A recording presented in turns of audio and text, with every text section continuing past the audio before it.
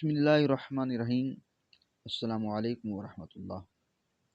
हम बिस्तरी के दौरान पहने हुए कपड़ों के नापाक होने का हुक्म।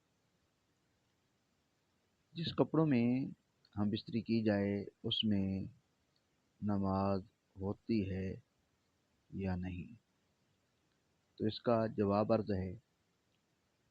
वाज़ेह है कि हम बिस्तरी के दौरान पहने हुए कपड़ों पर अगर मनी या मज़ी के कतरे ना लगें तो महज मुबाशरत की वजह से जिस्म के साथ लगे हुए कपड़े नापाक नहीं होते। ऐसी सूरत में उस कपड़े में नमाज पढ़ना जायज़ है।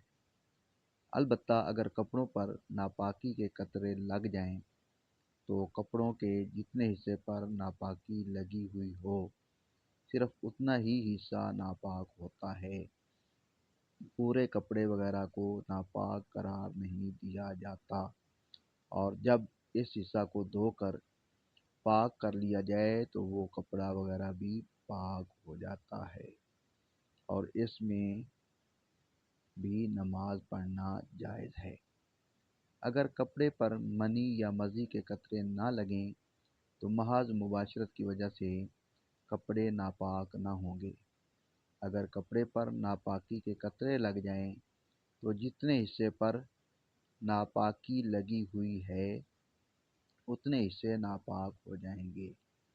हम बिस्तरी के बाद अगर शर्मगाह को किसी कपड़े वगैरह से अच्छी तरह साफ कर लिया जाए तो उससे शर्मगाह पाक तो नहीं होती, अलबत्ता अगर पूंछने की वजह से वो बिल्कुल खुश्क हो जाए और किसी किस्म की तरी उस पर बाकी ना रहे तो उसके बाद गुस्ल करने से पहले जो कपड़े पहने जाएं वो पाक ही रहेंगे, नापाक नहीं होंगे, बशर्ते के शर्मगाह से मज़ीद निजासत निकल कर उन कपड़ों पर ना लगे। चुनांचे गुस्ल करने के बाद उन्हीं कपड़ों को दोबारा पहनकर नमाज पढ़ना जायज़ होगा, लेकिन बेहतर यह है कि शर्मगाह को धोकर पाक करने से पहले पहनने के लिए कोई अलग कपड़ा रखा जाए। नमाज वाले कपड़े ऐसे वक्त में पहनना खिलाफ़े एहतियात है।